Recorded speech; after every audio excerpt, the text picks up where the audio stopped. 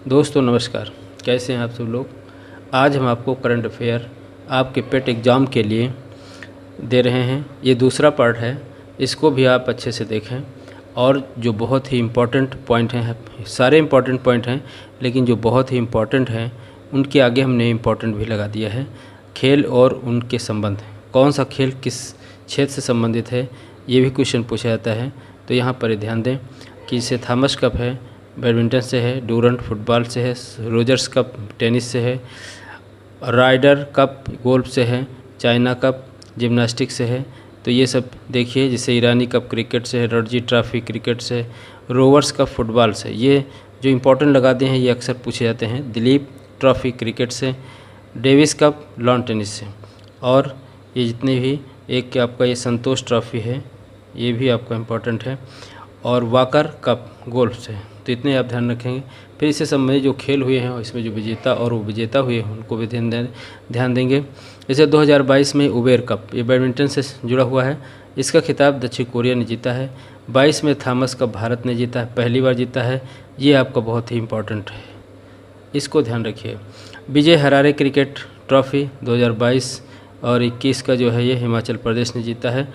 और रणजी ट्रॉफी 22 में ये मध्य प्रदेश ने जीता है। डूरंट कप ये बेंगलुरु ने जीता है, ये बहुत इंपॉर्टेंट है। एशिया क्रिकेट कप 2022 श्रीलंका ने जीता है, और जो हार जाता है फाइनल में वो उप विजेता बन जाता है। तो इस तरह से उप विजेता पाकिस्तान हुआ। IPL 2022 गुजरात ने राजस्थान रॉयल्स को हरा करके जीता है, ये भी आप ध्यान रखें। 75वीं संतोष ट्रॉफी 2022 केरल ने पश्चिम बंगाल को हरा करके जीता है। इसमें पुरुष हॉकी एशिया कप 2022 दक्षिण कोरिया ने जीता है, और महिला हॉकी एशिया कप ये जापान ने जीता है। इसके अतिरिक्त अब आपको हम कुछ विविध करंट अफेयर देते हैं जो अलग अलग क्षेत्र से जुड़े हैं। हाल ही में कैपरी पॉक्स वायरस से 12 राज्यों के 57,000 से ज़्यादा मवेशियों की मौत हो गई। ये बहुत ही हाल ही में चर्चित रहा है।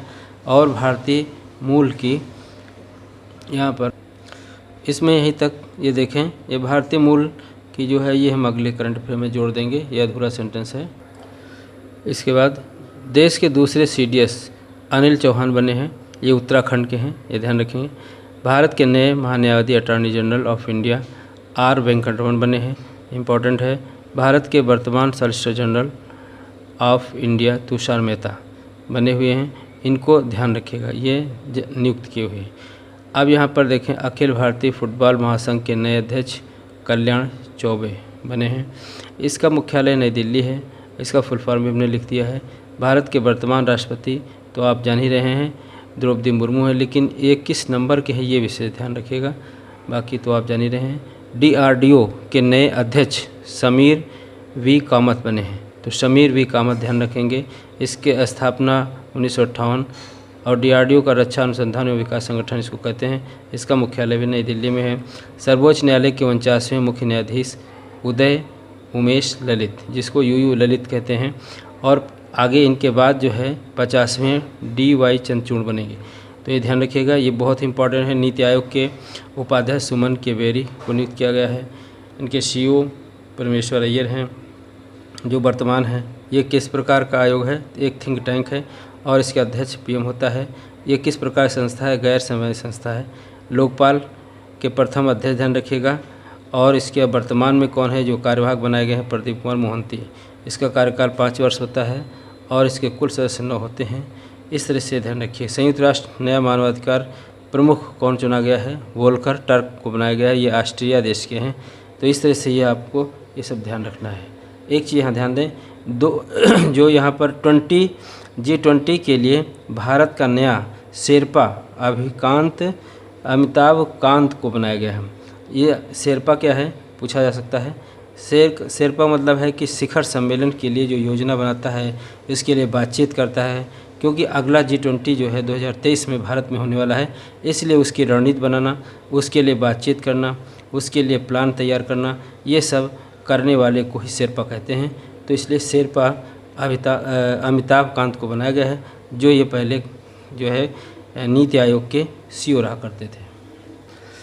इसके बाद यहाँ पर लिख दिया हमने कि G20 का 16वां संस्करण 21 में इटली में हुआ था।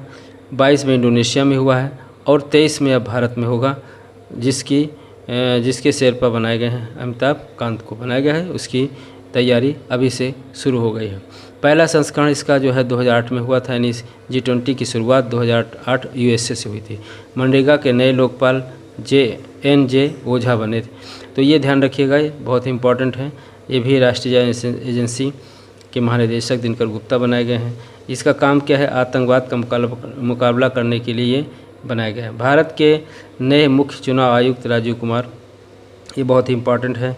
फिर है भारतीय अंतरिक्ष संघ के पहले हैं, तो पहले ध्यान रखिए अध्यक्ष जयंत पाटिल बनाए गए हैं। फिक्की के ध्यान रखिएगा, फिक्की के एक अध्यक्ष होते हैं, एक महानिदेशक होते हैं। ये दो में से ये अक्सर पूछ लिया जाता है और कंफ्यूज करा देते हैं, तो इसलिए इनको ध्यान रखिए। अध्यक्ष राजीव मेहता हैं और महानिदेशक जो है अरुण चावला को बनाया गया है। UPSC के अध्यक्ष मनोज सोनी। राष्ट्रीय महिला आयोग रेखा शर्मा पहले भी थी और ये पुनः चुन ली गई हैं, इसलिए रेखा शर्मा को ध्यान रखिएगा। राष्ट्रीय मानवाधिकार आयोग के नए अध्यक्ष अरुण कुमार मिश्रा हैं। राष्ट्रीय पिछड़ा वर्ग आयोग के वर्तमान अध्यक्ष भगवान लाल सैनी हैं। इस तरह से जितने आयोग महत्वपूर्ण हैं उनके हमने अध्यक्ष लिख दिया है, इनको पढ़ लीजिए और इस तरह से इनको ध्यान रखिएगा।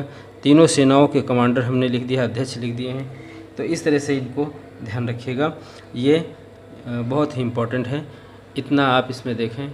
अगला वीडियो हम फिर देंगे और इस तरह से 3-4 वीडियो में हम आपका ये करंट अफेयर बहुत अच्छे से कवर करवा देंगे। तब तक के लिए धन्यवाद।